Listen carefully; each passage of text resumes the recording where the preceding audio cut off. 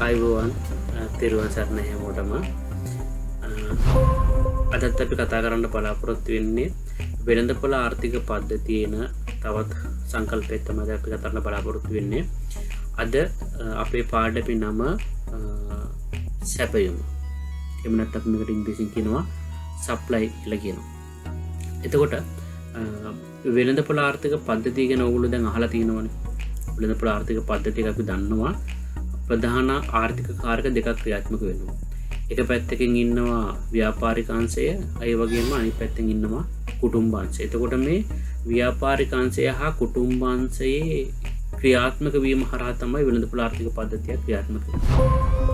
එතකොට කුටුම්බ අංශය තමන් සතුව තිබෙන නිෂ්පාදන සාධක ව්‍යාපාරික අංශයට සපයනවා. ව්‍යාපාරික අංශය එම නිෂ්පාදන සාධක භාවිතා කරලා භාණ්ඩ හා සේවා සපයලා නැවත වතාවක් කුටුම්බාංශයට සපයනවා. එතකොට කුටුම්බාංශය තමන්ගේ අවශ්‍යතා හා වුමනා සපුරා ගන්න මෙන්න මේ ව්‍යාපාරික අංශය විසින් නිෂ්පාදනය කරන භාණ්ඩ හා සේවා උපයෝගී කරගන්න. ඒක හොඳට මතක තියාගන්න ඕන පුතාලා. අද අපි කතා කරන්නේ මේ ව්‍යාපාරික අංශය විසින් නිෂ්පාදනය කරන භාණ්ඩ හා සේවා භාණ්ඩ වෙළඳපොළ හරහා තමයි කුටුම්බාංශයට සපයන්නේ. එතකොට අද අපි කතා කරන්නේ මෙන්න මේ ව්‍යාපාරික අංශය නිපදවන භාණ්ඩ හා සේවාවල සැපයුම ගැන තමයි අද අපි කතා කරන්නේ. එසේනම් අපි පාඩම ආරම්භ කරමු. අපේ මාතෘකාව තුළ වෙන්නේ සැපයුම. අපි මුලින්ම සැපයුම කියන එක හඳුනා ගන්න ඕනේ. දැන් මේ සැපයුම කියන සංකල්පය තුලින් කරුණු තුනක් අනාවරණය වෙනවා. එහෙම නැත්නම් වෙළඳපොළ ආර්ථික පද්ධතිය තුළ නිෂ්පාදන ආයතනයක් භාණ්ඩ හා සේවා සැපයීම තුලින් කරුණු තුනක් අනාවරණය වෙනවා. එකක් තමයි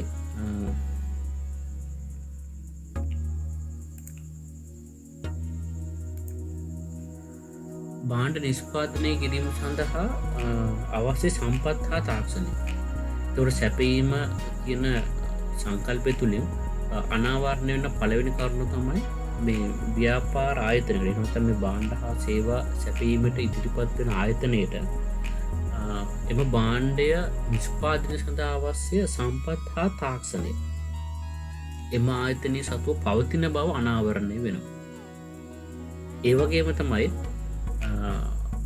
මෙම භාණ්ඩය නිෂ්පාදනය කිරීම තුළින් ලාභයක් උපයා ගන්න පුළුවන්. එතකොට මේ සැපයුම කියන සංකල්පය තුළින් මෙන්න මේ ලාභය කියන සංකල්පෙත් ඉස්මතු වෙලා පේනවා. ඒ වගේම තමයි භාණ්ඩ නිෂ්පාදනය කිරීමට හා අලෙවි කිරීමට ව්‍යාපාර ආයතනයක් සැලසුම් කරලා තියෙනවා. මෙන්න මේ කාරණා තුනම සැපයුම කියන සංකල්පයෙන් අනාවරණය වෙන කරුණු තුනක්.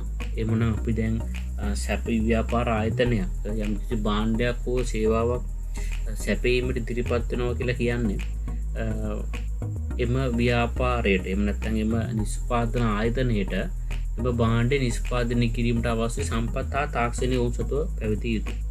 හරි. ඒ වගේම තමයි ඔවුන්ට එම භාණ්ඩය හෝ සේවාව නිෂ්පාදනය කිරීම තුළින් ලාභයක් උපයා ගැනීමට හැකියාවක් තිබිය යුතුයි. ඒ වගේම තමයි මෙම භාණ්ඩය නිෂ්පාදනයට හා අලෙවි කිරීම සඳහා මේ ආයතනය යම්කිසි සැලැස්මක් තියෙන්න ඕනේ මේ ආයතනයට. එතන මෙන්න මේ කාරණා තුන නිරූපණය වෙනවා සැපයුම කියන සංකල්පය හරහා.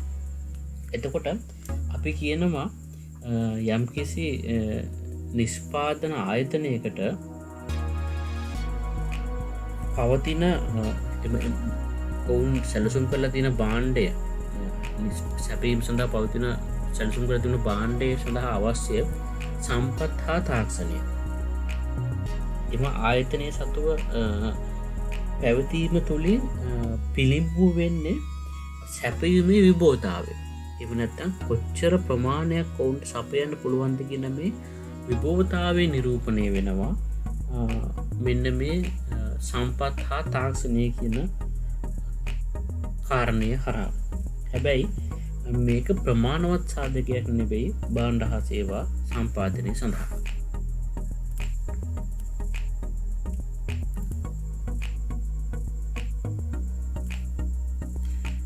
ඒ වගේම පුතේ සැපයීම කියන සංකල්පය තුළ ප්‍රධාන කරුණු තුනක් ගැබ්බෙලා තියෙනවා. එකක් තමයි මෙන්න මේ සැපයුම් විභවතාවය කියන එක. ඒ කියන්නේ භාණ්ඩය නිෂ්පාදනය කිරීමට අවශ්‍ය කරන සම්පත් හා තාක්ෂණයේ ව්‍යාපාර ආයතනයක් සතුව පවතින. එතකොට සැපයුම් විභවතාවය තුළින් නිරූපණය කරන්නේ යම්කිසි භාණ්ඩයක් නිෂ්පාදනය කිරීම සඳහා ව්‍යාපාර ආයතනයකට පවත්න සම්පත් හා තාක්ෂණය. මෙන්න මේ සම්පත් හා තාක්ෂණය මත තමයි ඔවුන්ගේ ධාරිතාවය තීරණය වෙන්නේ භාණ්ඩ හා සේවා නිෂ්පාදනය කිරීම. ඒ වගේම ලාභය කියන එකක් නිරූපණය වෙනවා. ඒ කියන්නේ ව්‍යාපාර ආයතනයක් සැපීමට යම්කිසි භාණ්ඩයක් නිෂ්පාදනය කිරීමෙන් ඔවුන්ට යම්කිසි ලාභයක් උපයා ගන්න පුළුවන් කියන එකත් මෙම සැපීමගෙන් සංකල්ප තුළ ගැබ්බෙලා තියෙන කරුණ. ඒ වගේම තමයි සැලැස්මක් තිබෙන්න ඕන. භාණ්ඩ නිෂ්පාදනය කිරීම සඳහා නිෂ්පාදනය කිරීමට හා අලෙවි කිරීම සඳහා ව්‍යාපාර ආයතනයට සැලැස්මක් තිබෙන්න ඕන. එතකොට සැපයීම කියන සංකල්පය තුළින් අනාවරණය වෙනවා. එහෙම නැත්නම් ගැබ්බෙලා තියෙන කරුණු තුනක්. පළවෙනි එක තමයි සැපයීමේ විභවතාවය. ඒතර විභවතාව තීරණය වෙන්නේ ඔවුන් නිෂ්පාදනය කරන භාණ්ඩය සඳහා අවශ්‍ය සම්පත් හා තාක්ෂණය කියන කරුණු මත. ඒ වගේම තමයි ලාභය, ඊළඟ එක තමයි සැලැස්ම. මෙන්න මේ කාරණා තුන සැපයීම කියන සංකල්පයෙන් නිරූපණය වෙනවා.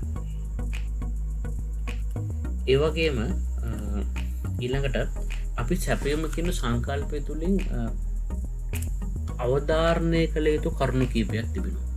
එකක් තමයි සැපයීම කියන්නේ හුදෙක්ම භාණ්ඩ ප්‍රමාණයක් නෙවෙයි. සැපයීම කියන්නේ යම් කිසි මිල ගණන් හා බැඳුණු ප්‍රමාණයක්. එතකොට මේ සැපයීම කියන එකත් පුතාට මතක ඇති අපි ඉල්ලුමේදී කතා කරා. ඉල්ලුම කියන්නේ ප්‍රවාහයක් කියලා. ඒ වගේම තමයි මේ සැපයීම කියලා කියන්නේ ප්‍රවාහය. මේක අපිට අධ්‍යයනය කරන්න වෙන්නේ නිශ්චිත කාලයක් තුළදී. එහෙම අධ්‍යයනය කළ යුතු මන්ද සැපයීම කියන එකේ සීමාවක් නැහැ. දිගින් දිගටම සැපයීම කියන එක සිදු කරනවා. ඒ වගේම තමයි දෙවෙනි එක භාණ්ඩ සැපයීමේ ප්‍රමාණය යන්නේ අදහස් වන්නේ නිශ්චිත කාලච්ඡේදයක් තුළ කිසියම් මිලක් යටතේ අලෙවි කිරීම සඳහා නිෂ්පාදකයා විසින් සැලසුම් කරන භාණ්ඩ ප්‍රමාණය. එතකොට අපි භාණ්ඩයක සැපයුම් ප්‍රමාණය කියලා අදහස් කරන්නේ කිසියම් කාලයක් තුළදී. හේතුව අපි ඉස්සෙල්ලා කිව්වා සැපයුම කියලා කියන ප්‍රවාහය. ඒ හින්දා අනිවාර්යෙන් අපිට සැපයීම ගැන සංකල්පය කතා කිරීමේදී අපිට කතා කරන්න වෙනවා අනිවාර්යයෙන්ම මෙන්න මේ නිශ්චිත කාලයකින්. එතකොට අපි සෑම විටම සැපයුම් ප්‍රමාණය කියලා කියන්නේ යම්කිසි නිශ්චිත කාලයක් තුළදී නිෂ්පාදකයෙක් විසින් සැලසුම් වෙළඳපොළ සඳහා ඉදිරිපත් කිරීමට සැලසුම් කරලා තිබෙන ප්‍රමාණය ගැන තමයි අපි කතා කරන්නේ.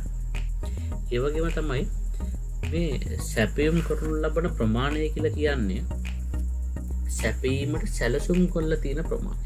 එහෙම නැත්නම් සැබෑ වශයෙන් වෙළඳපොලේ විකිණිච්ච ප්‍රමාණය නෙවෙයි.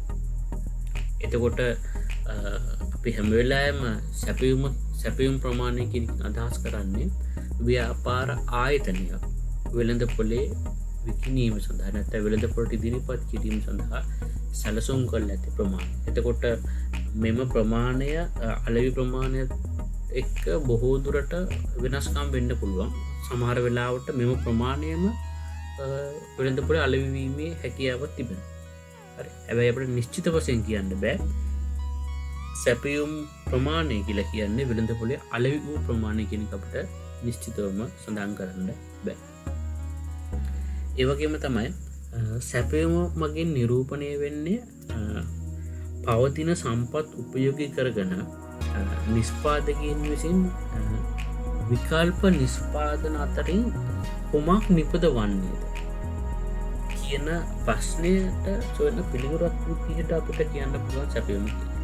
එතකොට සැපයීමෙන් නිරූපණය වන්නේ එහෙම නැත්නම් සැපයීමෙන් අදහස් වන්නේ මූලික ආර්ථික ප්‍රශ්න වලින් එන කුමක් නිපදවන්නේද කියන ප්‍රශ්නයේ වෙළඳපොළ ආර්ථික පද්ධතිය තුළ නිෂ්පාදන ආයතන විසඳා ගන්න ආකාරය සැපයීම මගින් නිරූපණය වෙනවා කියලා අපිට කියන්න පුළුවන්. එහෙම නැත්නම් ඔවුන් කුමන භාණ්ඩ හා සේවා නිපදවන්නේද කියන තීරණය ගන්නේ මෙන්න මේ සැපයීම කියන සංකල්පය හරහා.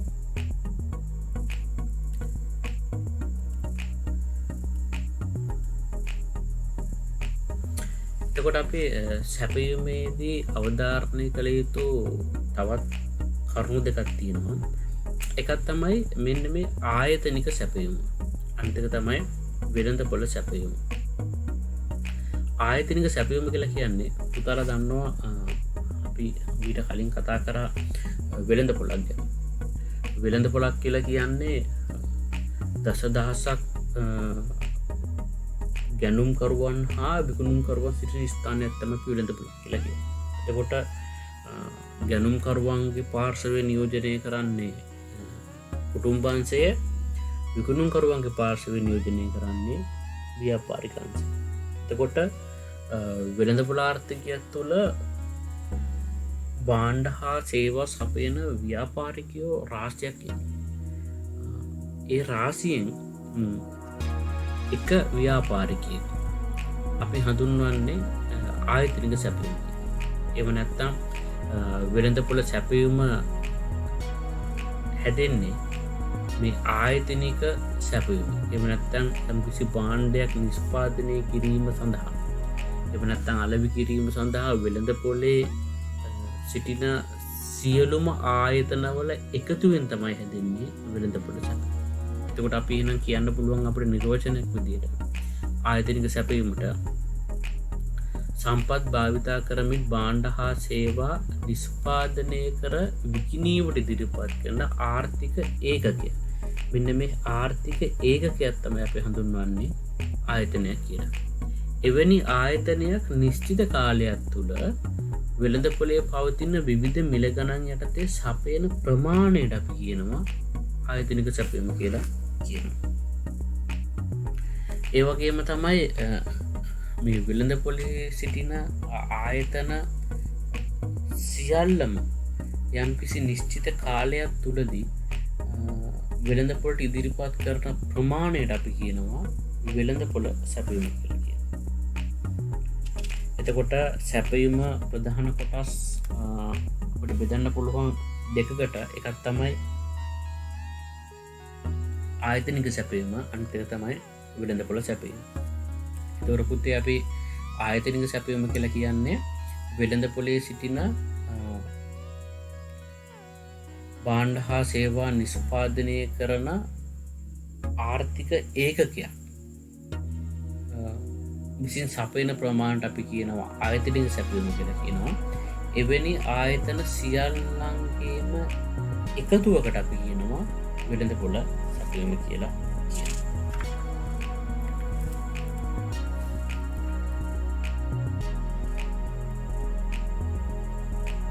ඊළඟට අපි බලමු යම්කිසි නිෂ්පාදකයෙක් යම්කිසි භාණ්ඩයක් සැපයීම සඳහා ඔහු බලපාන සාධක, යම්කිසි භාණ්ඩයක් සැපීම සඳහා ඔහු මොන සාධක උපයෝගී කරගෙනද මෙන්න මේ සැපයීම කරන්න කියලා. එහෙම නැත්නම් මේවට කියනවා සැපයීම තීරණය කරන සාධක කියලා කියනවා. මම එතකොට පහසුව සඳහා සැපයීම තීරණය කරන සාධක ප්‍රධාන කොටස් දෙකක් යටතේ කතා කරනවා. එකක් තමයි මේ යම්කිසි ආයතනයක් තමාගේ සැපයීම තීරණය කරන සාධක. ඒකට කියනවා ආයතනික සැපයීම තීරණය කරන සාධක කියලා කියනවා. අනිත් එක තමයි සමස්ත වෙළඳපොළේම සැපයීම තීරණය කරන සාධකයකට අපි කියනවා වෙළඳපොළ සැපයීම තීරණය කරන සාධක කියලා කියනවා.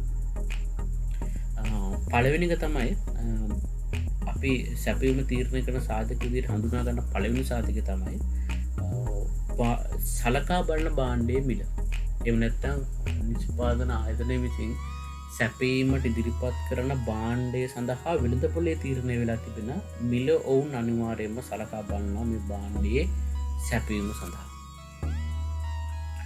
ඒ වගේම තමයි මෙම භාණ්ඩය නිෂ්පාදනය කිරීම සඳහා භාවිතා කරන යෙදවුම් වල මිල ගණන්. මිල ගණනුත් සලකා බලනවා මේ භාණ්ඩය සැපයීම සඳහා. ඒ වගේම තමයි එම භාණ්ඩය නිෂ්පාදනය කිරීමට අපිට තාක්ෂණයක්. එතකොට මේ තාක්ෂණයත් බලපානවා මේ භාණ්ඩවල සැපයීම සඳහා. ඒ වගේම තමයි සම්බන්ධිත භාණ්ඩවල මිල ගණන්. සම්බන්ධ භාණ්ඩවල මිල ගණනුත් සැපීම කෙරෙහි බලපානවා. ඒ වගේම නිෂ්පාදකයින්ගෙන් අපේක්ෂා. හරි එහෙම නැත්නම් මේවට කියනවා නිෂ්පාදකයින් සිදු කරන ප්‍රෝපතනයක් කියන අනාගතයේ පිළිබඳව ඔවුන් සිතන දේවල් වලට අපි කියනවා නිෂ්පාදන අපේක්ෂා කියලා කියනවා.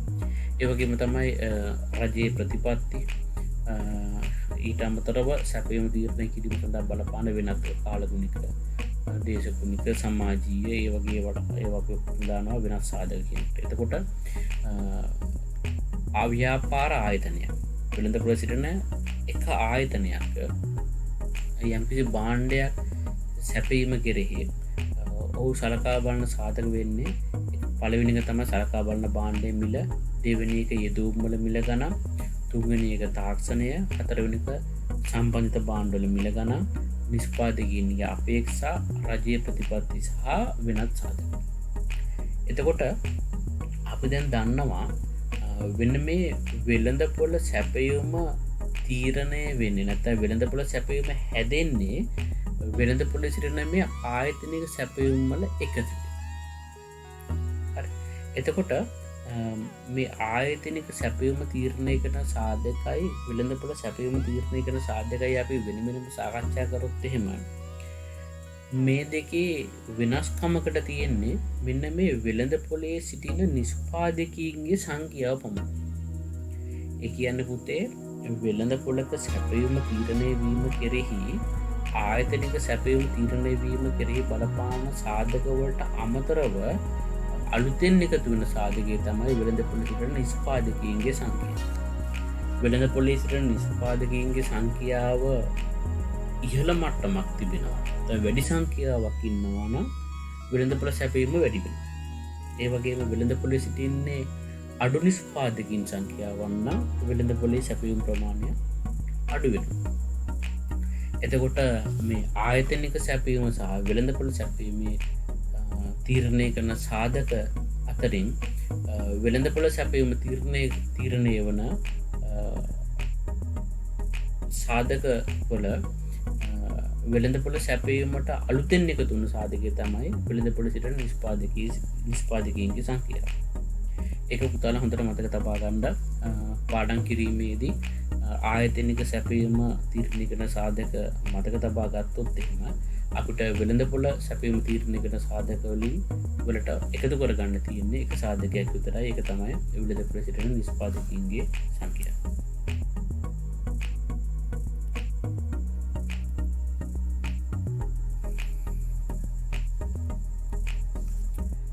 අපි කතා කරන්න යන්නේ මේ සැපයුම් සිතේ ගැන. සැපයුම් සිතයත් මම පහසුව සඳහා කොටස් දෙකකට බෙදාගත්තා. එකක් තමයි ආයතනික සැපයුම් සිතේ, අනිත් එක තමයි වෙළඳපොළ සැපයුම් සිතේ.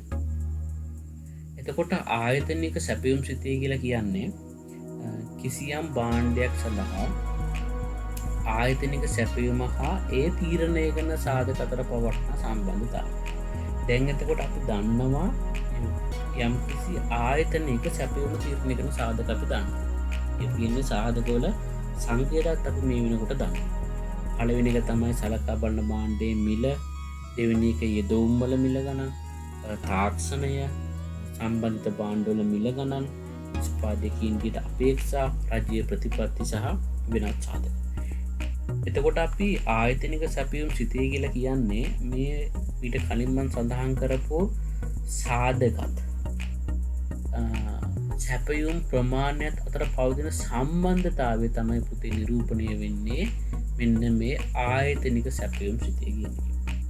ඒ වගේම අපි ගියොත් එහෙම වෙළඳපොළ සැපයුම් සිතේට වෙළඳපොළ සැපයුම් සිතේ කියලා කියන්නේ යම්කිසි භාණ්ඩයක් සඳහා වෙළඳපොළ සැපයුම තීරණය කරන සාධක සහ සැපයුම් ප්‍රමාණය අතර පවත්නා සම්බන්ධතාවය තමයි අපි නිරූපණය කරන්න මෙන්න මේ වෙළඳපොළ සැපයුම් සිතේ. එතකොට මෙන්න මේ සැපයුම් සිතේ මෙන්න මේ QS කියන එකෙන් අපි නිරූපණය කරන්න හැමවෙලාවෙම සැපයුම් ප්‍රමාණය. හරි. quantity of supply. ඒ වගේම මේ සිතාත්මක සම්බන්ධතාවය තමයි මෙන්න මේ ෆන්ක්ෂන් කියන එක මෙන්න මේ එක් පක්වරින් අපි නිරූපණය කරනවා. එතකොට මෙන්න මේ සැපයුම් සිතේ ඔයගොල්ලන්ට පේනවා සමාන ලකුණෙන් දකුණු පැත්තේ. සාමාන්‍ය ලකුණෙන් දකුණු පැත්තේ තියෙන පුතේ ස්වායක්ත විචල්්‍ය. ඒ කියන්නේ මේ සමාන ලකුණෙන් දකුණු පැත්තේ තියෙන මෙන්න මේ සාධකවල සිදුවන ඕනෑම වෙනස්කමකට සාපේක්ෂව මෙන්න මේ සැපයුම් ප්‍රමාණය වෙනස් වෙනවා. එහෙනම් මෙයාට අනුව තමයි මෙයා වෙනස්. ඒ හින්දා අපි මෙන්න මේ QS කියන එක හඳුන්වන්නේ පරායත්ත විචල්්‍යයේ විදියට. ඒ වගේම සැපයුම තීරණය කරන සාධක අපි හඳුන්වන්නේ ස්වායත්ත විචල්්‍යයේ විදියට. ඔව්. අපි එතකොට කතා කරා සැපයුම තීරණය කරන සාධක කතා කරා. එතකොට දැන් අපිට තිබෙනවා එක්තරා ගැටලුව. ඒක තමයි මෙන්න මේ සාධක තරම් දුරට සැපයුම තීරණය වීම කරේ බලපානවාද කියන එක. හරි. ඒව නැත්තම් මෙන්න මේ යම් කිසි භාණ්ඩයක මිල කොහොමද සැපයුම් ප්‍රමාණය කරේ බලපාන්නේ. මේ ටික අපි කතා කරන්න ඕනේ. එතකොට අපි කතා කරොත් එහෙම යම් කිසි භාණ්ඩයක සැපයුම් ප්‍රමාණය සිදුවන වෙනස් වීම අපිට මේ සාධක මෙන්න මේ අපි කතා කරපු සාධක වලින් මොන සාධකයේ බලපෑම නිසා වෙනස් වුණාද කියන එක අපිට හඳුනා ගන්න යාමේදී යම් කිසි ගැටලුවක් එනවා. අපිට හිතා ගන්න බෑ. සමහරක් වෙලාවට යම් කිසි භාණ්ඩයක මිල වෙනස් වෙනවා. ඒ මොහොතේම යෙදවුම් වල මිල ගණනත් වෙනස් වෙනවා. ඒ මොහොතේම තාක්ෂණයත් වෙනස් වෙන්න පුළුවන්. එතකොට අපිට මේ සැපයුම් ප්‍රමාණය කාට අනුවද වෙනස් වුනේ කියන එක අපිට හරියටම තීරණය කරන්න බෑ. ඒ හින්දා අපි මේ කරුණු එකින් එක අරන් කතා කරනවා කොහොමද මේ සැපයුම් තීරණය වීම කෙරෙහි බලපාන සාධක සැපයුම් ප්‍රමාණයට සඳහා බලපාන්නේ කියලා. ඒ අනුව අපි මුලින්ම කතා කරන්නේ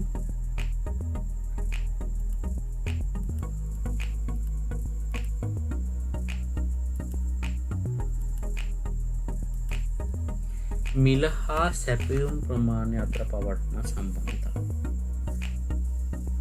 එතකොට මිල හා සැපයුම් ප්‍රමාණය අතර පවත්නා සම්බන්ධතාවය පුතේ අපි නිරූපණය කරන්න මෙන්න මේ සැපයුම් නීතිය කියන සංකල්පය හරහා තමයි අපි නිරූපණය කරන්නේ. එහෙම නැත්නම් යම්කිසි භාණ්ඩයක මිල හා සැපයුම් ප්‍රමාණය අතර පවත්නා සම්බන්ධතාවය අපි නිරූපණය කරන්නේ මෙන්න මේ සැපයුම් නීතිය කියන සංකල්පය උපයෝගී කරගන්න. එතකොට මිල හා සපයනු ලබන ප්‍රමාණය අතර පවත්වන සම්බන්ධතාවය තමයි සැපයුම් නීතිය නිරූපණය වෙන්නේ. අපි සැපයුම් නීතිය නිර්වචනය කරගත්තොත් එහෙම නිශ්චිත අවස්ථාවකදී හරි අපි කිව්වා මුලදී සැපයුම කියලා කියන්නේ ප්‍රවාහයක් කියලා. එහෙනම් අපිට සැපයුම කතා කිරීමේදී අපිට අනිවාර්යයෙන්ම නිශ්චිත අවස්ථාවක් තෝරා ගන්න වෙනවා. හරි. එතකොට නිශ්චිත අවස්ථාවකදී සලකා බලන භාණ්ඩයේ මිල හැර අනෙකුත් සාධක ස්ථාවර තිබේද? උදාහරණට මතක ඇති අපි ඉල්ලුම කියන සංකල්පයේදී කතා කරා.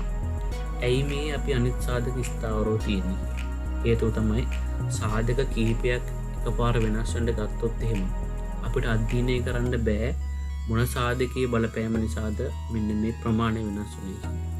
ඒ හින්දා බොහෝ ආර්ථික විද්‍යාවේ තිබෙන න්‍යායවල ගොඩනගලා තියෙන්නේ මෙන්න මේ අනෙකුත් සාධක ස්ථාවරව තිබීදී කියන සංකල්ප උපයෝගී කරගෙන. ඒ වගේම අපි සැපයුමටත් එහෙමයි. අපි සැපයුම් නීතිය කතා කිරීමේදී අපි සැපයුම් නීතියෙන් අපි කතා කරන්නේ යම්කිසි භාණ්ඩයක මිලත් සැපයුම් ප්‍රමාණයත් අතර පවත්න සම්බන්ධතාවය තමයි අපි හඳුනා ගන්න යන්නේ. එතකොට අපි ප්‍රධාන වශයෙන් මෙහිදී සලකා බලන භාණ්ඩයේ මිල. මේ මොහොතේ වෙනස් සාධකයක් වෙනස් වුණොත් අපිට මේක හරියට මධ්‍යනී කරන්න බෑ. කොච්චර ප්‍රමාණයකින් මිල කොච්චර බලපෑමක් කරනවද කියලා සැපයුම් ප්‍රමාණයට. ඒ හින්දා අපි මේ මිල කතා කරන වෙලාවේ සැපයුම තීරණය වීම කෙරේ බලපාන අනෙකුත් සියලුම සාධක අපි ස්ථාවරයි කියලා උපකල්පනය කරනවා. ස්ථාවරයි කියලා උපකල්පනය කළා මිලට හැසිරෙන්න ඉඩ හරිනවා. ඒ අධ්‍යයනය කරනවා අපි අධ්‍යයනය කළා අපිට යම්කිසි නිගමනයකට එන්න පුළුවන් සලකා බලන භාණ්ඩයේ මිල හා සැපයුම් ප්‍රමාණය අතර මොන වගේ සම්බන්ධයක් තිබෙනවද කියලා. එතකොට ඒ සම්බන්ධතාවය තමයි නිරූපණය වෙන්නේ මෙන්න මේ සැපයුම් නීතිය තුළ. හරි බලමු අපි සැපයුම් නීතිය කියලා කියන්නේ යම්කිසි නිශ්චිත අවස්ථාවකදී සලකා බලන භාණ්ඩයේ මිල හැර අනෙකුත් සාධක ස්ථාවරව තිබියදී භාණ්ඩයේ මිල හා සැපයුම් ප්‍රමාණය අතර පවතින අනුලෝම සම්බන්ධතාවය. හරි අනුලෝම සම්බන්ධතාවය එනම් අනුලෝම සම්බන්ධතාවය තමයි නිරූපණය කරන්න මෙන්න මේ සැපයුම් නීතිය. එහෙම නැත්නම් සැපයුම් නීතියට අනුව සැපයුම් නීති නිරූපණය වෙන්නේ සලකා බලන භාණ්ඩයේ මිලත් ප්‍රමාණයත් අතර අනුලෝම සම්බන්ධතාවයක් පවතිනවා කියලා. අනුලෝම සම්බන්ධතාවයක් කියලා කියන්නේ මිල වෙනස් වන දිශාවට වෙනස් වෙනවා සැපයුම් ප්‍රමාණය. මිල වැඩි වෙනකොට සැපයුම් ප්‍රමාණයත් වැඩි වෙනවා. මිල අඩු වෙනකොට සැපයුම් ප්‍රමාණයත් අඩු වෙනවා. එකම පැත්තට ගමන් කරනවා නම් අපි ඒකට කියනවා අනුලෝම සම්බන්ධතාවය කියලා කියනවා. එහෙනම් සලකා බලන භාණ්ඩයේ මිලත් සැපයුම් ප්‍රමාණයත් අතර පවත්න සම්බන්ධතාවය පුතේ නිරූපණය වෙන්නේ සැපයුම් නීතිය.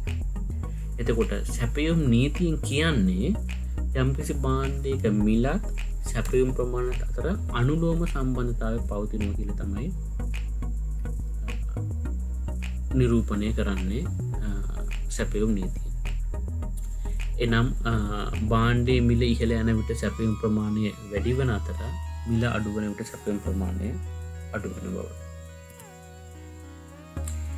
මෙන්න මේ අනුලෝම සම්බන්ධතාවයට අපි ප්‍රධාන වශයෙන් සාධක දෙකක් හඳුනා ගන්න. ඒ මෙහෙම අනුලෝම සම්බන්ධතාවයක් පවතින්නේ කියන. පළවෙනි එක තමයි භාණ්ඩයේ මිල. භාණ්ඩයේ මිල වැඩි වෙනකොට උපයාගත හැකි ලාභය වැඩි වෙනවා. ඒ නිසා මිල වැඩි වෙනකොට සැපයුම්කරුවෝ සපයන ප්‍රමාණය වැඩි කරනවා. ඔයාලා දන්නවා වෙළඳපොළ ආර්ථික පද්ධතිය තුළ කටයුතු කරන නිෂ්පාදන ආයතනය.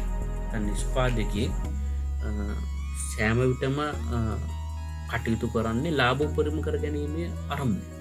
එතකොට ඔවුන් වඩාත් වැඩිපුර ලාභයක් ලබා ගන්නට හැකියාව ලැබෙන්නේ වැඩි මිලක් සහිත භාණ්ඩ අලෙවි කිරීම. එතකොට භාණ්ඩයක මිල වැඩි වෙනකොට උන්ට ලාභ වැඩි කරගන්න නම් සපයන ප්‍රමාණය වැඩි කරන්න සිද්ධ වෙනවා. උදාහරණයක් විදිහට ගත්තොත් එහෙම සාමාන්‍යයෙන් සිල්ලර බඩු විකුණන වෙළඳසැලකට සාපේක්ෂව වාහන අලෙවි කරන ව්‍යාපාරයක ලාභය වැඩි. හේතුව තමයි ඔවුන් සෑම විටම අලෙවි කරන්නේ වැඩි මිලක් නියම වෙලා තියෙන භාණ්ඩ. හරි. එහෙම නැත්නම් අපි තවත් උදාහරණයක් ගත්තොත් එහෙම ගිනි පෙට්ටියකින් ලැබෙන ලාභයයි පාන් ගෙඩියකින් ලැබෙන ලාභය ගත්තොත් එහෙම වෙනස්. ගිනි පෙට්ටිය සාපේක්ෂව අඩු මිලක් නියම වෙලා තියෙන භාණ්ඩයක්. පාන් වැඩි මිලක් නියම වෙලා තියෙන භාණ්ඩයක්. එතකොට ව්‍යාපාරිකයෝ පෙළමෙන්නේ මෙන්න මේ වැඩි මිලක් නියම වෙලා තියෙන භාණ්ඩ අලෙවි කරන. හේතුව තමයි ඔවුන්ට ඒහා එමකින් ලාභය වැඩි කරගන්න පුළුවන්. අපි උදාහරණයක් විදිහට ගත්තොත් එහෙම එළවලු වගා කරන ගොවියෙක් ගත්තොත් උදාහරණයක් අපි හිතන්නකෝ කැරට් වල මිල ගණන් ඉහළ යනවා කියලා. එතකොට ඔහු වෙනත් එලවලු වගා කිරීම සඳහා යොදාගත් ඉඩම් යොදාගන්නවා කැරට් වගා කිරීම සඳහා. හේතු තමයි වෙළඳ පොලේ මිල වෙනස් වෙද්දී අපට අමතය කරන්න බෑදැන් අපි අනෙකුත් සියලුම සාධක ස්ථාවරෝ පවතිනගල උපකල්පනය කරලා තිබ. එනම් යෙදවම්මල මිල ගණන් තාක්ෂණය මේ සියල් ස්ථාවරෝ තියෙන. මෙම සාධක ස්ථාවරෝ තිබීදී බාණ්ඩී මිල්ල පමණක් කියලිය නම කියලා එන අනිවාර්යම මේකින් ලබන ලාබේ වැඩි. එතකොට අපි දන්නවා වෙළඳ ආර්ථිකය ඇතුළු තිබුණු සම්පත්වල විකල්ප භාවිතයන් ගොඩක් තියෙන. ඒවගේම එතකොට දැන් ගත් උදාහරණ අපි ගත්තොත් එහෙම එළුළු වගා කරන ගොවියෙක් ගත්තොත් එහෙම ඔහු කැරට් සහ වෙනත් භාණ්ඩයක් නිපදවන කැරට් සහ බෝංචි නිපදවනවා. කැරට්වල කැරට් සැපීම තීරණය කරන සාධක ස්ථාවරෝ තිබියදී බාණ්ඩයේ මිල පමණක් ඉහළ යන අවස්ථාවකදී ඔහුට කැරට්වලින් වැඩි ලාභයක් ලබන්න පුළුවන්. ඒ වෙලාවට ඔහු සෑමවිට උත්සාහ කරන්නේ වැඩිපුර කැරට් නිෂ්පාදනය කරන්න. එහෙමනම් ඔහු අර බොංචි වගා කරන්න යොදාගත් ඉඩමුත් යොදා ගන්නවා කැරට් නිෂ්පාදනය කරන්න. මේක හරහා සැපයුම් ප්‍රමාණය වැඩි. එතකොට මිල වැඩි වෙනකොට සැපයුම් ප්‍රමාණය වැඩි වෙනවා. එහෙනම් අපි කතා කරපු අනුලෝම සම්බන්ධතාවය කියන එක හරි. බාණ්ඩයක මිල වැඩි වෙනකොට සැපයුම් ප්‍රමාණය වැඩි කරනවා. ඒ වැඩි කරන්න හේතුව තමයි වැඩිපුර ලාභයක් ලබා ගැනීමේ හැකියාව තිබෙනවා. දෙවෙනි කාරණය තමයි වැඩිවන අවස්ථික පිරිවේ යටතේ නිෂ්පාදන කටයුතු සිදු කිරීම. අපි දන්නවා බාණ්ඩයක මිල වැඩිවන විට නිෂ්පාදන ආයතන වලට බාණ්ඩ සැපීමේ හැකියාව වැඩි වෙනවා. හරි. දැන් අපි දන්නවා බාණ්ඩ සැපීමේ හැකියාව වැඩි වෙනවා. එතකොට මේ බාණ්ඩ වැඩියෙන් නිෂ්පාදනය කරනකොට ආවස්තික පිරිවැයත් වැඩි වෙනවා. එතකොට මෙන්න මේ වැඩි වෙන ආවස්තික පිරිවැය ආවරණය කර ගන්න නම් අනිවාර්යයෙන්ම වැඩිපුර ප්‍රමාණයක් නිපදවන්න සිද්ධ වෙනවා. ඒ වගේම තමයි බාණ්ඩ නිෂ්පාදනය කිරීමේ ආන්තික පිරිවැය ඉහළ යනවා. එතකොට මෙන්න මේ ආවස්තික පිරිවැය හා ආන්තික පිරිවැය කියන එක ලබා ගන්න නම් අනිවාර්යයෙන්ම නිපදවන ප්‍රමාණය වැඩි කරන්න ඕන. මෙහිදී ඉතාමත් අවධාරණය මතක තබා ගන්න ඕන කාරණය තමයි මේ බාණ්ඩයේ මිල වැඩි වෙනකොට නිෂ්පාදකයා සපයන ප්‍රමාණය වැඩි කරන්නේ එහෙම නැත්නම් වැඩි කිරීම සඳහා පෙළඹ වෙන්නේ වැඩිවන ආන්තික පිරිවැය පියවා ගැනීමට හැකිවන අයුරින් බාණ්ඩයේ මිල ඉහළ යනවා නම් පමණයි. වැඩිවන ආන්තික පිරිවැය සපුරා ගැනීමට නොහැකි වන ආකාරයට බාණ්ඩයේ මිල ඉහළ යනවා නම් ඔහු සැපයුම් ප්‍රමාණය වැඩි කරන්න. එතකොට අපිට පුළුවන් මෙන්න මේ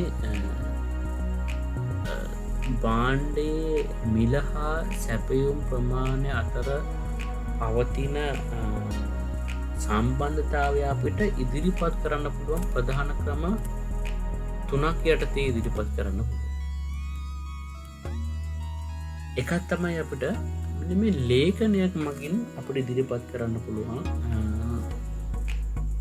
බාණ්ඩයේ මිල හා සැපයුම් ප්‍රමාණය. නැත්නම් සැපයුම් නීතිය අපිට ඉදිරිපත් කරන්න පුළුවන් සැපයුම් ලේඛනයක් මගින්. ඒ වගේම තමයි අපිට මේක මේ වක්‍රයක් මගින් ඉදිරිපත් කරන්නත් පුළුවන්.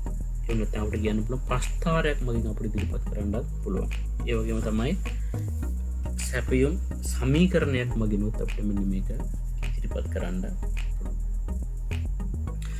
අපි බලමු කොහොමද ඉල්ලුම් නීතිය සැපයුම් ලේඛනයක් වක්‍රයක් හා සමීකරණයක් මගින් ඉදිරිපත් කරන්න කියන එක අපි මීළඟට සලකා බලමු.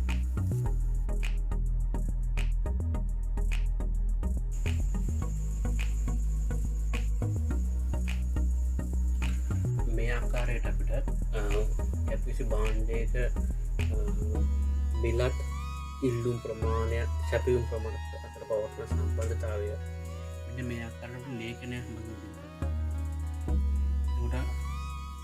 ලේකෙදී ඔබට පේනවා ඇති මේ තියෙන්නේ මිල, මේ තියෙන්නේ සැපයුම් ප්‍රමාණය. එතකොට මිල රුපියල් 10දී සපයනවා ව්‍යාපාර ආයතන 150ක්, මිල රුපියල් 20දී සපයනවා 100ක්, 30දී සපයනවා 150ක්, 40දී සපයනවා 100ක්, 50දී සපයනවා 250ක්. ඔබට පේනවා මිල ක්‍රමක්‍රමයෙන් වැඩි වෙලා තියෙනවා.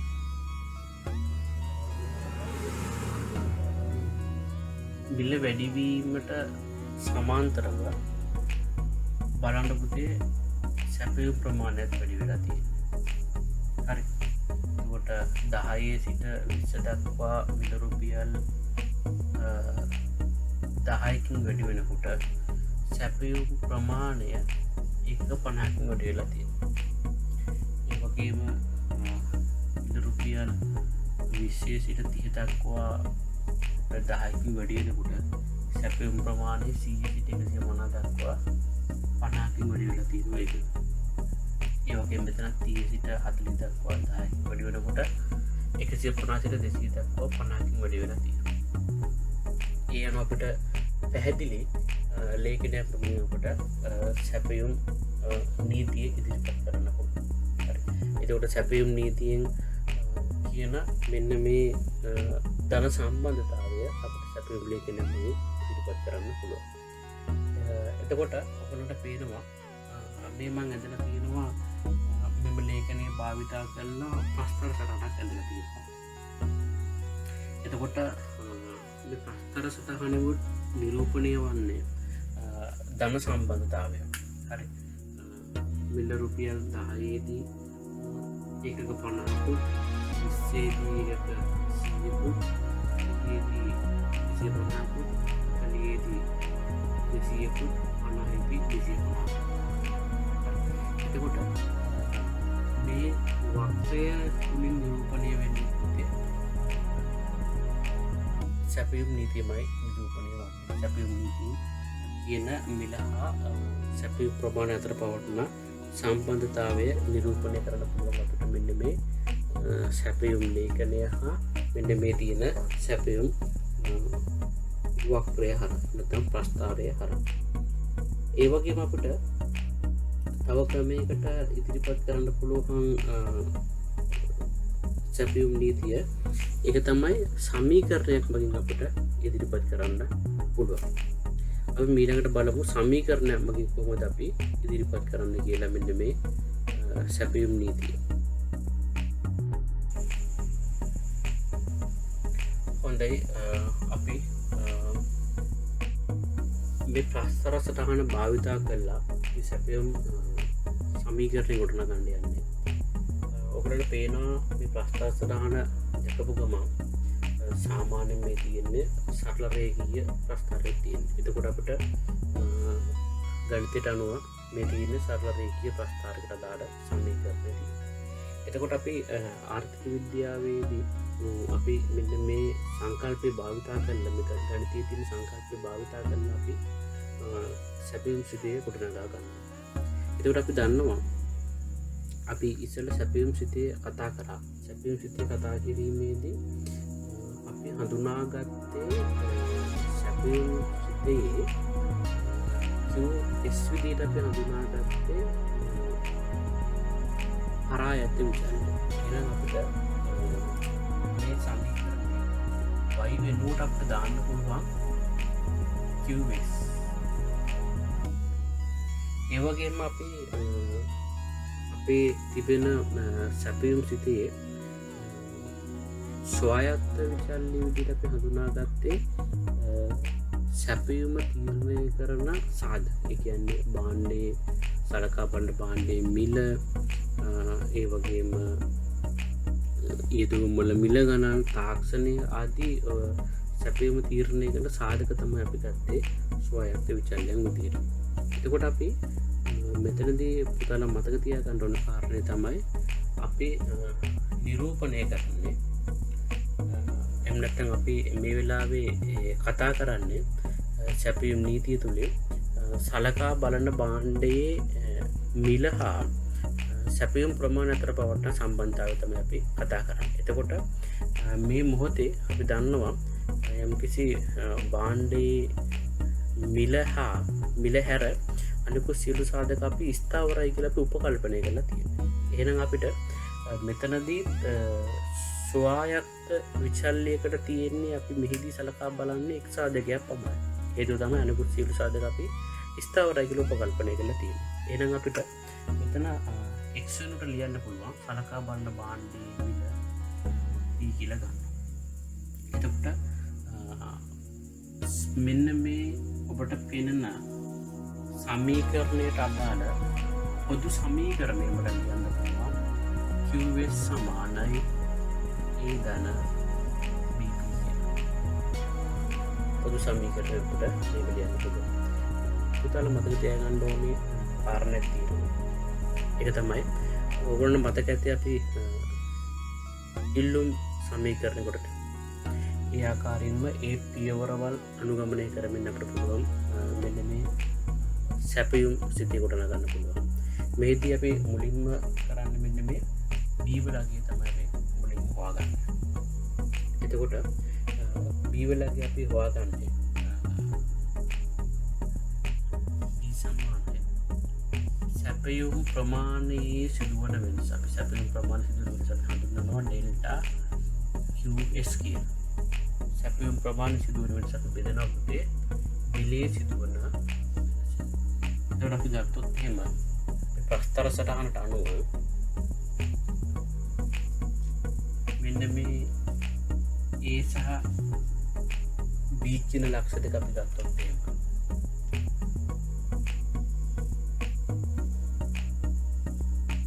ඔබට පේනවා a සිට b දක්වා ගමන් කිරීමේදී මෙන්න මේ ප්‍රමාණය වෙනස් වෙලා තියෙනවා ඒකක 50ක.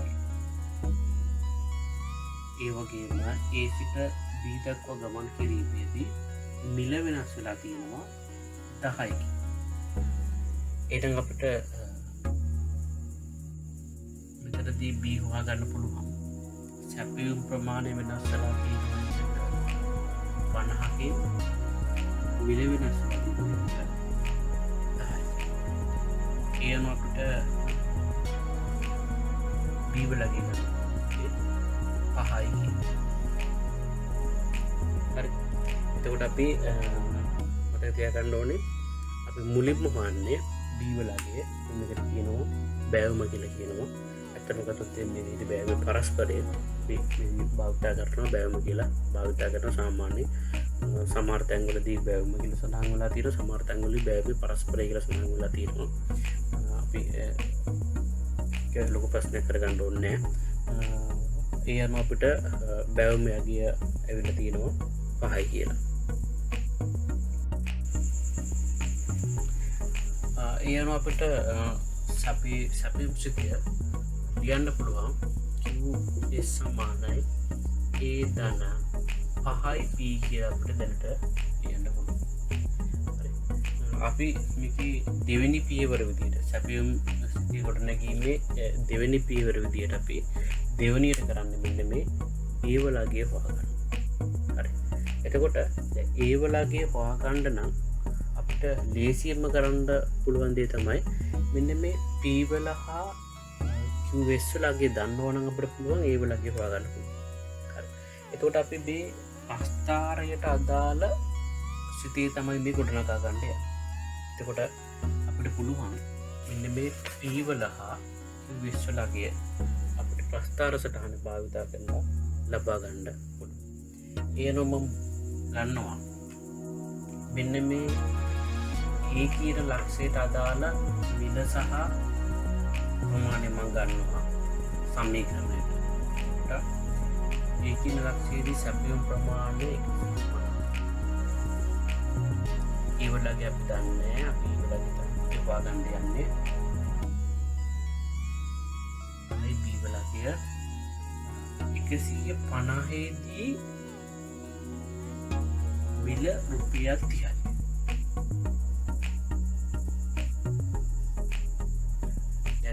ඒක සුළු කරලා ලබා ගන්න පුළුවන් ඒ වලගේ 150 සමානයි a ධන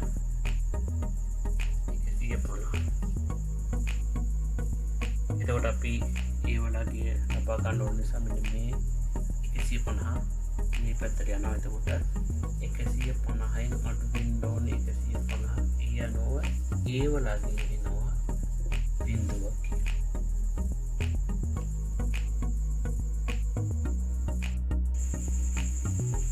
දැන් එතකොට අපි අපේ සමීකරණය b වලගේ හොයාගන්න තියෙනවා 5යි ඒ වලක් හොයාගන්න දෙනවා බිඳුවයි ඊයන අපිට ප්‍රති සමීකරණ ලියන්න පුළුවන් q සමානයි ඒ වලගේ බිඳුවයි ධන b වලගේ 5යි මෙන්න මේ විදිහට අපිට ලියන්න පුළුවන් සැපයුම් සිතය මේ සමානයි අවසාන සැපයුම් සිත අපිට ලියන්න පුළුවන් 5යි p කියලා. මෙම අපි ගොඩනගාගත්ත මේ සැපයුම් සිතය හරහා අපිට දැන් ඕනෑම මිලකදී අදාළ සැපයුම්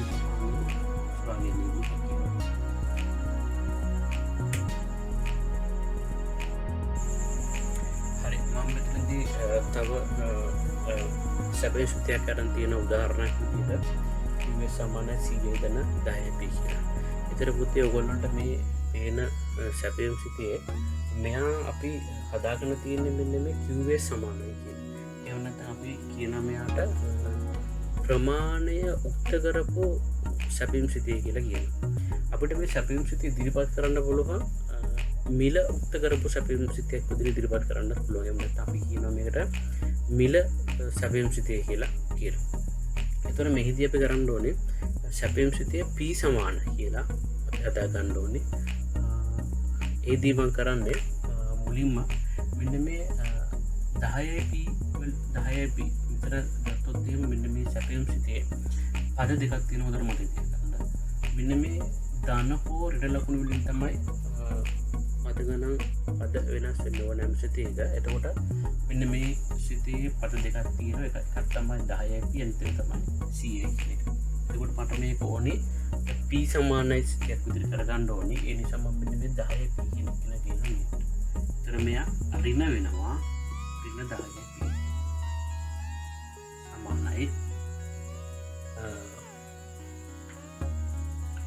100ට වෙනසක් වෙන්නේ. ඒ වගේ මෙන්න මේ qs කියන එක කෙනා මම කියන මේ පැත්තට. ඒකට මෙයා එනවා ඊට qs විදිහට එනවා. එතකොට මට දැන් ඕනේ මිල සැපයුම් සිතේ තමයි මට ඕනේ. හැබැයි දැන් මෙතන තියෙන්නේ මේ 10p කියන සමීකරණය තමයි තියෙන්නේ. හැබැයි මට ඕනේ 10p එක නෙවෙයි මට ඕනේ p වලින් තමයි මට ඕනේ සැපයුම් සිතේ. ඒ නිසා මම මෙන්න මේ 10 කෙනාව අයින් කරනවා. ඒ සඳහාම මේක දෙපැත්තටම බෙදෙනවා ඍණ 10යි. එතකොට මේ පැත්ත ඉතිරි වෙන්නේ p විතරයි.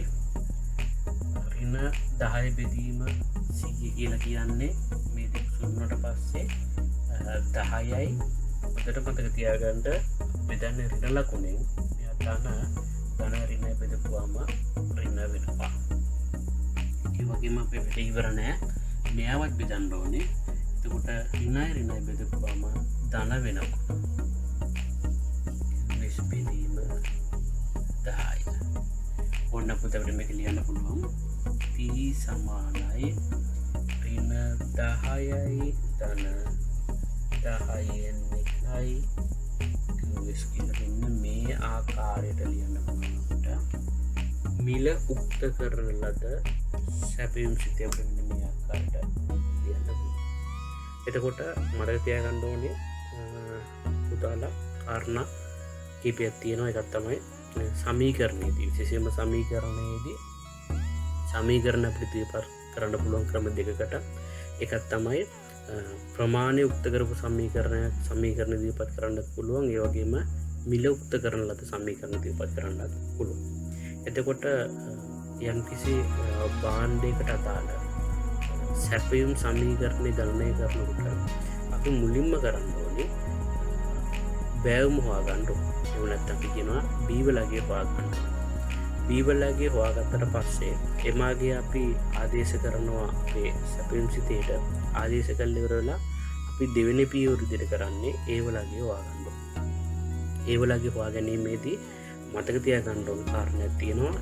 ඒක තමයි අපි සැපයුම් ප්‍රමාණයටයි සලකා බලන මිලටයි අපි යම්කිසි සංඛ්‍යා දෙකක් ආදේශ කරනවා.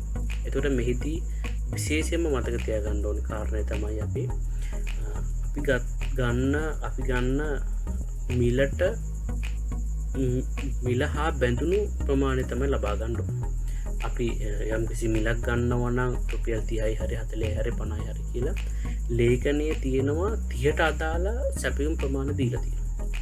එහෙනම් ඒ ප්‍රමාණයම තමයි අපි ගන්න ඕනේ. වෙන ප්‍රමාණයක් ගන්න බෑ. සැපයුම් ලේඛනයක් දීලා තිනකොට කැමැති මිලකුයි කැමැති ප්‍රමාණයකුත් ගන්න බෑ. මතක තියාගන්න ගන්න පුළුවන් අපිට මෙන්න මේ සංයෝගයක්, කැමැති සංයෝගයක් තමයි ගන්න පුළුවන්. අපි දන්නවා ප්‍රමාණය කියලා කියන්නේ නිකම් ප්‍රමාණයක් නෙවෙයි. සැපයුම් ප්‍රමාණය කියලා කියන්නේ නිකම් ප්‍රමාණයක් නෙවෙයි. අපි කියන්නේ සැපයුම් ප්‍රමාණය කියලා කියන්නේ මිල හා බැඳුණු ප්‍රමාණය කියලා අපි කියන්නේ. එහෙනම් මෙහිදී අපි ගන්නත් ඕනේ මිල හා බැඳුණු එක සංයෝගයක් තමයි අපි ලබා ගන්න ඕනේ. හරි. ඒක කෙරෙහි අනිවාර්යයෙන්ම දැඩි අවධානයක් යොමු කරන්න ඕනේ.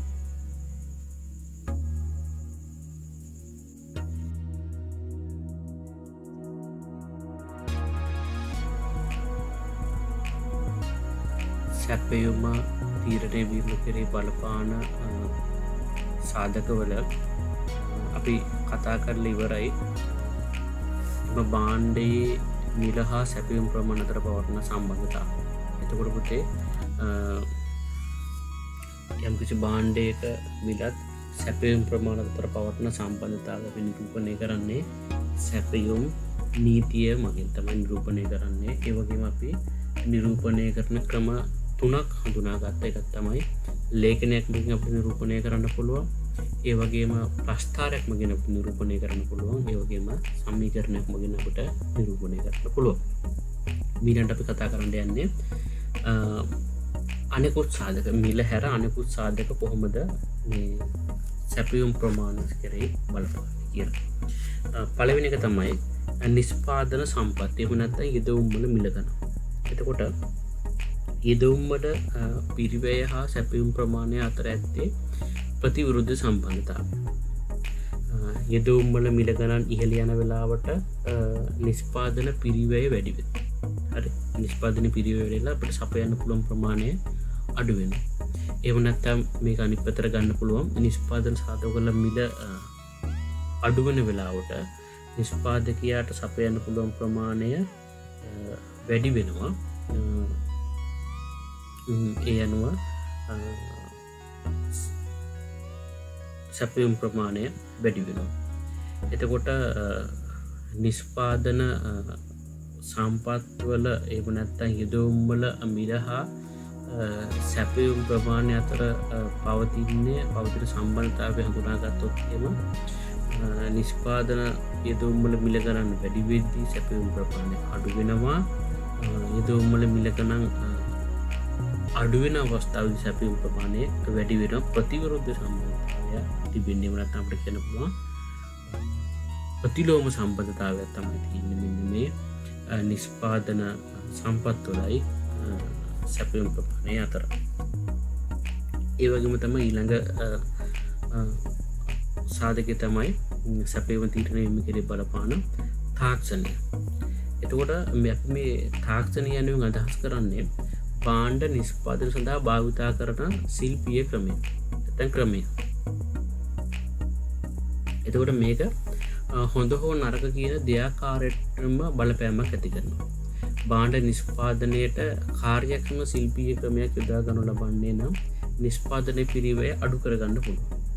නිෂ්පාදන පිරිවැය අඩු කරගෙන අපිට සැපයුම වැඩි කරගන්න පුළුවන්. ඒ වගේම සමහර අවස්ථාවලදී අයහපත් කාලගුණ තත්ත්වයන් වලට මුහුණ දීමට සිද්ධ වෙනවා. එවිට බලශක්ති ජනනය කිරීම වැනි ගැටලු පැන නගින්න පුළුවන්. ඒ අනුව තාක්ෂණය අපි අර මුලින් සඳහන් කරන්නේ තාක්ෂණය හොඳ පැත්තට වගේ නරක පැත්තට බලපාන්න පුළුවන්. එතකොට තාක්ෂණය හරහා අපි නිෂ්පාදන කාර්යක්ෂමතාවය වැඩිවෙන අවස්ථාවකදී අපිට වැඩිපුර ප්‍රමාණයක් සපයන්න පුළුවන්. ඒ වගේම බලශක්තිය අර්බුද වගේ පැමිණෙන වෙලාවල් වලදී අපිට අඩු ප්‍රමාණයක් තමයි සැපීමට හැකියාව ලැබෙන්නේ. මීළඟ සාධකය සැපීම තීරණය කිරීමට බලපාන සම්බන්ධිත භාණ්ඩවල මිලගන්න. සැපීම තීරණය කිරීමේදී සැලකීලට ගන්නා භාණ්ඩ මිල ගණන් සම්බන්ධිත භාණ්ඩ අපිට සම්බන්ධිත භාණ්ඩ ප්‍රධාන කොටස් දෙකක් යටතේ අපිට කතා කරන්න පුළුවන්. එකක් තමයි නිෂ්පාදනයේ ආදේශන හැකියාවක් සහිත භාණ්ඩ හා බද්ධ සැපීමක් සහිත භාණ්ඩ. එතකොට මෙන්න මේ නිෂ්පාදනයේ ආදේශන හැකියාවක් සහිත භාණ්ඩ කියලා කියන්නේ. මේක තවදුරටත් පැහැදිලි කරගත්තොත් එහෙම පවට්නා සම්පත් භාවිතා කරමින් වෙනත් භාණ්ඩ නිපදවීමේ හැකියාවක් පවතී නම් හරි එම නිෂ්පාදනයේ ආදේශන හැකියා සහිත භාණ්ඩ වශයෙන් අපි හඳුන්වනවා. කියන්නේ ගත්තොත් එහෙම යම් කිසි භාණ්ඩයක් නිපදවීම සඳහා අපි භාවිතා කරන සම්පත් භාවිතා කරන්න පුළුවන් නම් තවත් භාණ්ඩයක් නිපදවීම සඳහා අන්න ඒකට අපි කියනවා නිෂ්පාදනයේ ආදේශන හැකියාව සහිත භාණ්ඩ කියලා. උදාහරණයක් විදිහට ගත්තොත් එහෙම සහල් සහ එළවලු ගත්තොත් එහෙම සහල් නිෂ්පාදනය කිරීම සඳහා නැත්නම් වී නිෂ්පාදනය කිරීම සඳහා භාවිතා කරන සම්පත් විශේෂයෙන්ම ගත්තොත් භූමිය ගත්තොත් උදාහරණයකට ඒ භූමියම අපිට පුළුවන් එළවලු වගා කරන්න භාවිතා කරන්න. එතකොට සහල් මිල ඉහළ යන විට ගොවියෝ එළවලු වගා කිරීමට හැකියාව තිබෙන භූමියේ සහල් නිෂ්පාදනය සඳහා යොදා ගන්න. අන්න නිෂ්පාදන සාධක ආදේශ කරගන්න. අපි දුර මෙවැනි වට අපි කියන්නේ නිෂ්පාදනයේ ආදේශන හැකියාව සහිත භාණ්ඩ. එතකොට සාපේක්ෂ මිල වැඩි භාණ්ඩය තමයි නිෂ්පාදකයෝ සෑම විටම නිෂ්පාදනය කරන්නේ. එතකොට නිෂ්පාදනයේ ආදේශක හැකියාව සහිත භාණ්ඩයක මිල ඉහළ යන අවස්ථාවේදී සලකා බලන භාණ්ඩයේ සැපයුම් ප්‍රමාණය පහළ බයි. හරි ඒකට හේතුව තමයි මිල වැඩි වෙන භාණ්ඩය තමයි සැපීම් කිරීමට ඉදිරිපත් වෙන්නේ නිෂ්පාදන ආයතන. හරි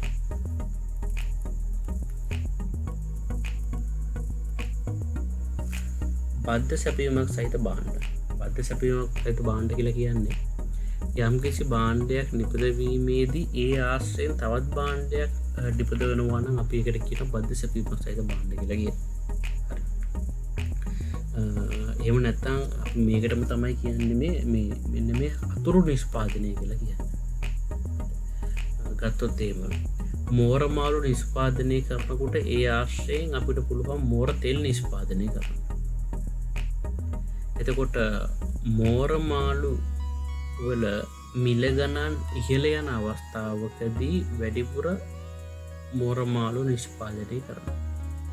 ඒකේ ප්‍රතිඵලයක් විදිහට මෝර තෙල් නිෂ්පාදනයත් වැඩි වෙනවා. ඒ වගේම තමයි සීඩි නිෂ්පාදනය ආශ්‍රයෙන් බිහි වෙනවා මන්දිසාර. එතකොට අපි වැඩිපුර සීඩි නිෂ්පාදනය කරනවා කියලා කියන්නේ නිකම්ම මෙන්න මේ මන්දිසාරවල තිල් සැපයුම් ප්‍රමාණය වැඩි වෙනවා. ඒ ආකාරයට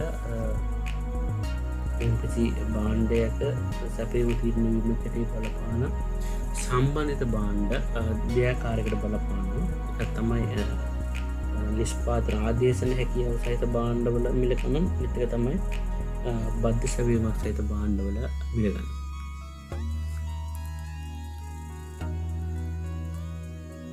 අපි සැපයීම තීරණය කරන සාධක වලින් අපි ඊළඟට කතා කරන්නේ නිෂ්පාදකීන්ගේ අපේක්ෂා. එතකොට නිෂ්පාදකීන්ගේ අපේක්ෂා කියලා කියන්නේ නිෂ්පාදකීන් විසින් අනාගතය පිළිබඳව ඇති කරගන්නා සංකල්ප ඇති කරගන්න ආකල්පය. නැත්නම් නිෂ්පාදකීන් අනාගතය ගැන ඔවුන්ගේ සිතා ගැනීම තමයි අපි කියන්නේ නිෂ්පාදකීන්ගේ අපේක්ෂා කියලා. ඊට එතකොට මිල පිළිබඳව අනාගත අපේක්ෂාවන් කවර ආකාරයට වර්තමාන සැපීම කෙරි බලපානවාද යන්නයිම වාණ්ඩයේ ස්වභාවය මත තමයි තීරණය වෙන්නේ. එතකොට අපට කල්තබාගත හැකි සහල්වැනි බාණ්ඩයක් අනාගතයේදී මිල ඉහළ ඇතයි ගොවිට අපේක්ෂා කරනවා නම් වර්තමානය සහල් සැපීම අඩු කරන. ඒවගේම තමයි කාර්මික බාණ්ඩවල මිල අනාගතයේදී ඉහළ ඇතයි ව්‍යාපාරායතන අපේක්ෂා කරනවා නම් වර්තමානය සැපයුම ඔවුන් වැඩි කරන්න කටයුතු කරන. හේතුව අනාගතයේදී ඇතිවන අධික ඉල්ලුමට ඔවුන් සැපයුම වැඩි කරන්න ඔවුන් වර්තමානය සැපයුම් ප්‍රමාණය වැඩි කරන්න තන් නිස්පාදනය වැඩි කරන. එතකොට නිස්පාදකින්ගේ අපේක්ෂා ඔයාකාරෙන් බලපානවා සැපිල් ප්‍රමාණය තීරණයවීම කෙරෙහි. එකට වෙළඳ පොලේ සිටින නිස්පාදකින්ගේ සංඛ්‍යාව තරක් දන්නවා වෙළඳ පොල සැපීම කෙරෙහි වෙළඳ පොල සිටින සැපීම් කරුවන්ගේ සංඛ්‍යාව බලපාන. ඒ කියන්නේ සැපීම් කරුවන්ගේ ප්‍රමාණය වැඩි පෝතක සැපයුම් ප්‍රමාණය වැඩි වෙන. ඒවගේම තමයි සැපයුම් ප්‍රමාණය අඩුවන්න සැපයුම් කරන නිස්පාදන ආයතන අඩු සංඛ්‍යාවන්න තියෙන්නේ අඩු සංඛ්‍යාවන්න වෙළඳ පොල සිටින්නේ සැපයුම් ප්‍රමාණය අඩු වෙනවා.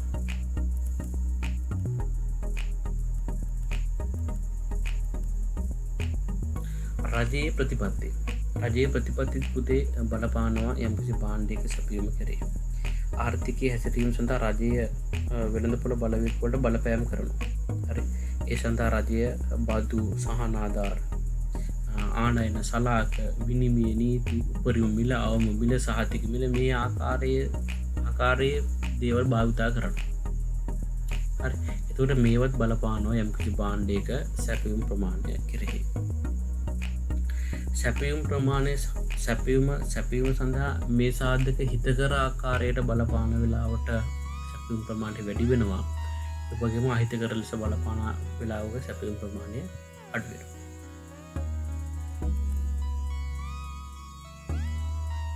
ඊට අමතරව අනිකුත් සාධක බලපාන කාලගුණික තත්ත්වයන් ඊට පස්සේ එන කෘමි වදුරු වසංගත තත්ත්වයන් මෙන්න මේවත් බලපාන යම්කිසි බාණ්ඩයක සැපයුම කෙරෙහි. එතකොට ප්‍රධාන වශයෙන් පුතාල මතක තියාගන්න ඕනේ සැපයුම තීරණය කරන සාධක අතරින් අපි ප්‍රධාන වශයෙන්ම සලකා බලන බාණ්ඩයේ මිල ගැන. එතකොට ඔගොල්ලෝ මතක තියාගන්න ඕනේ සලකා බලන බාණ්ඩයේ මිලත් සැපයුම් ප්‍රමාණයට අතර සම්බන්ධතාවය ඉදිරිපත් කරන්න අපි සැපයුම් නීතිය හරහා. එහෙම සැපයුම් නීතියෙන් තමයි නිරූපණය කරන්නේ. එතකොට මේ සැපයුම් නීතියෙන් කියන දේ අපි පෙන්නනවා ක්‍රම තුනකට. එකක් තමයි ලේඛනයක් මගින්, ප්‍රස්ථාරයක් මගින් හා සමීකරණයක් මගින්. එතන මේ ගණනය කිරීම පුතාලට පුළුවන් වෙලා තියෙන්න ඕනේ. ඊළඟට අපි කතා කරන්නේ සැපයුම හා සැපයුම් ප්‍රමාණය ගැන තමයි මිලට කතා කරන්නේ.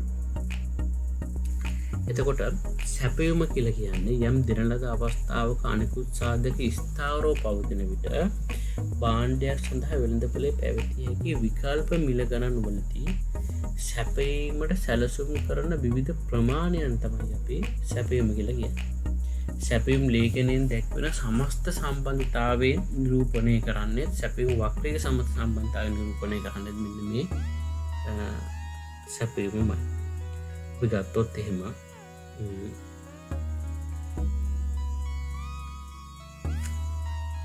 මෙන්න මේ ආකාරයට සැපයුම් සිතියක් අපි ගත්තොත් එහෙම මෙන්න මේ ප්‍රස්ථාර සටහනේ මෙන්න මේ සමස්තයෙන් නිරූපණය කරන්න පුතේ මෙන්න මේ සැපයුම කියන එක. ඒ වගේම අපි ලේඛනයක් ගත්තොත් එහෙම 10 දී 100යි 20 දී 200යි 30 දී 300යි මේ ආකාරයට අපි ලේඛනයක් ගැහුවොත් එහෙම මේ ලේඛනයේ සමස්ත සම්බන්ධතාවය නිරූපණය කරන්න වෙන්නේ මේ සැපයුම කියන එක තමයි නිරූපණය කරන්නේ.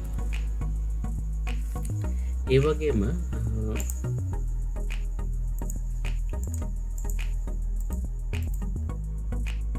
නිශ්චිත අවස්ථාවක අනිකුත් සාධක ස්ථාවරව තිබියදී කිසියම් දෙන ලද මිලකදී වෙළඳපොළට සැපීමට සැලසුම් කරන නිශ්චිත ප්‍රමාණය අපි හඳුන්වන්නේ සැපයුම් ප්‍රමාණය කියලා. අපි උදාහරණයක් විදිහට ගත්තොත් එහෙම මෙන්න මේ රුපියල් 20 දී වෙළඳපොළට සපයනවා ඒකක 200ක් සපයනවා. මිල රුපියල් 10 දී සපයනවා ඒකක 10ක්. මෙන්න මේ එක සංයෝගයකින් තිබෙන මෙන්න මේ ප්‍රමාණය නිරූපණය කරන්නේ සැපයුම් ප්‍රමාණය. එතකොට යම් කිසි භාණ්ඩයක සැපයුම් ලේඛනයකින් හෝ සැපයුම් වක්‍රයක සමස්ත සම්බන්ධතාවයෙන් පෙන්නුම් කරන්න පුතේ සැපයුම මේ යම් කිසි භාණ්ඩයක සැපයුම් ලේඛනය හෝ සැපයුම් වක්‍රේ නිශ්චිත මිලක් යටතේ පෙන්නුම් කරන ප්‍රමාණයට අපි කියන්නේ සැපයුම් ප්‍රමාණය කියලා තමයි.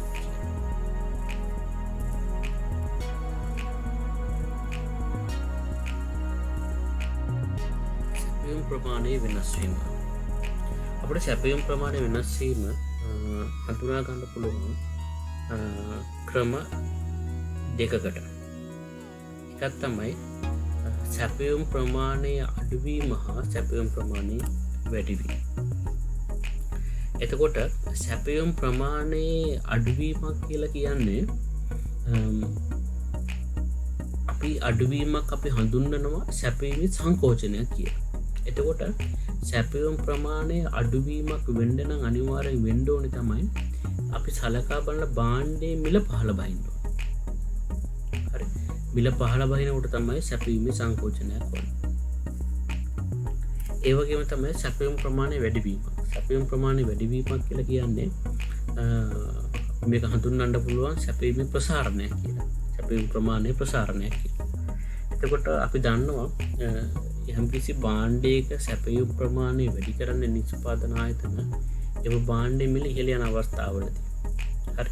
එතකොට අපිට එන්න පුළුවන් පොඩි නිගමන දෙකකට. එකක් තමයි සැපයුම් වක්‍රයේ දිගේ ඉහළ සිට පහළට ගමන් කිරීමේදී සැපයුම් ප්‍රමාණය සංකෝචනය වෙනවා.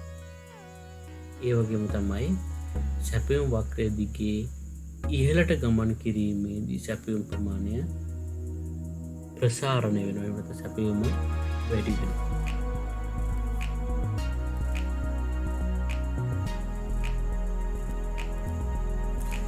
සැපයුම වෙනස් වීම අපිට සැපයුම වෙනස් වීමත් ගන්න පුළුවන් ක්‍රම දෙකක් යටතේ අපිට බෙදා ඉන්දර ගන්න පුළුවන්. එකක් තමයි සැපයීමේ සිදුවන වැඩිවීම, අනිත් එක තමයි සැපයීමේ සිදුවන අඩුවීම. සැපයීමේ වැඩිවීමක් කියලා කියන්නේ අපි යම්කිසි භාණ්ඩයක මිලේ සිදුවන වෙනස් වීමකින් තොරව සැපයීම තීරණය වීම කෙරෙහි බලපාන වෙනස් සාධකයක් නිසා සැපයුම් වක්‍රයේ සිදුවන දකුණට සිදුවන විතැන්වීමක් තමයි අපි හඳුන්වන්නේ සැපයුම වැඩිවීමක් කියලා. ඔයගොල්ලෝ පේනවා මේ ප්‍රස්තාරය. මිල රුපියල් 25 දී තිබියදී මුලින් සැපයුම් කරනවා එකක 100ක්. හැබැයි දැන් ඉල්ලුම් කරනවා එකක 150. එතකොට මිල වෙනස් වීමක් සිද්ධ වෙලා නැහැ. මිල වෙනස් වීම තොරව තමයි සැපයුම් ප්‍රමාණය වෙනස් වෙලා තියෙන්නේ. එහෙනම් මෙතනදී මතක තියාගන්න සැපයුමේ වෙනස් වීමකට බලපාන්නේ සලකා බලන භාණ්ඩයේ මිල හැර වෙනස් සාධකයක සිදුවන වෙනස් වීම. එතකොට සැපයුම් ප්‍රමාණය සඳහා බලපාන්නේ සලකා බලන භාණ්ඩයේ මිලේ සිදුවන වෙනස් වීම. හරි. සැපයුම් ප්‍රමාණය අඩුවීම. සැපයුම් ප්‍රමාණය අඩුවීමත් එසේමයි පවතින මිල යටතේදීම සැපයුම් ප්‍රමාණය අඩු වෙනවා. මෙහිදී සිද්ධ වෙන්නේ සැපයුම් වක්‍රය ගමන් කරනවා. එත සැපයුම් වක්‍රය විතැන් වෙනවා වම් පැත්තට. වැඩිවීමකදී සැපයුම් වක්‍රය විතැන් වෙනවා දකුණු පැත්තට.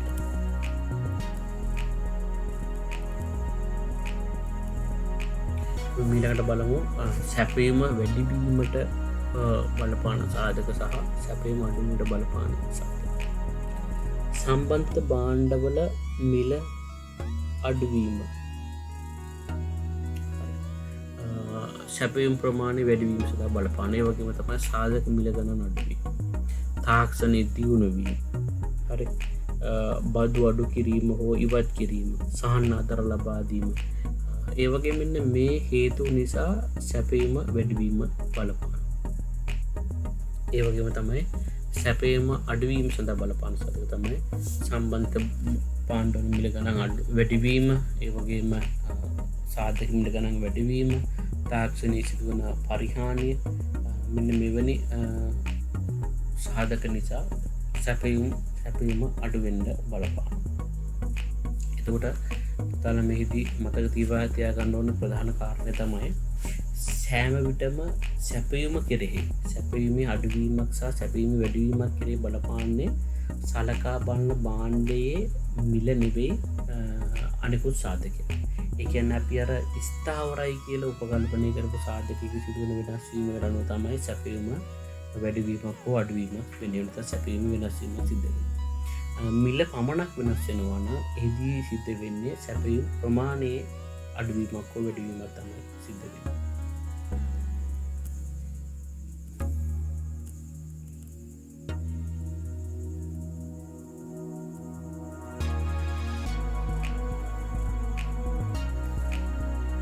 හොඳයි, අපි සැපීම කතා කරා. සැපීමට අදාළ සියලුම දේවල් අපි කතා කරා. ඊළඟට අපිට කතා කරන්න තියෙන්නේ මෙන්න මේ දැන් අපි මුලදී කතා කරා ඉල්ලුම් බලවේගී ක්‍රියාත්මක වෙන විදිය. අද අපි කතා කරා සැපීම බලවේගී ක්‍රියාත්මක වෙන විදිය. අපි මේ දෙක වෙනින් වශයෙන් තමයි මෙච්චර දවස් අපි කතා කරන්නේ. අපි ඊළඟට ඔයගොල්ලන්ගේ ඊළඟ පාඩමේදී මුණගැහෙන්න බලාපොරොත්තු වෙන්නේ මෙන්න මේ වෙළඳ පොලේ නැත්නම් වෙළඳ පොළ ආර්ථිකයක් තුළ ඉල්ලුම් බලවේගය හා සැපයුම් බලවේගය කියන බලවේග දෙකම එකම වෙලාවක ක්‍රියාත්මක වීම තුලින් වෙළඳ පොලේ ඇතිවන තත්ත්වය තමයි අපි කතා කරන්න බලාපොරොත්තු වෙන්නේ. නැත්නම් අපි මේකට කියනවා වෙළඳ පොළ සමතුලිතය කියලා කියනවා. අපි ඊළඟට කතා කරමු වෙළඳ පොළ සමතුලිතය ගැන. එහෙමනම් තාමත් ඉක්මනට වෙළඳ පොළ සමතුලිතය තුලින් හම් වෙනතුරු ඔබ සැමට සුබ දවසක්. ඒ වගේම හැමෝටම තෙරුවන් සරණයි.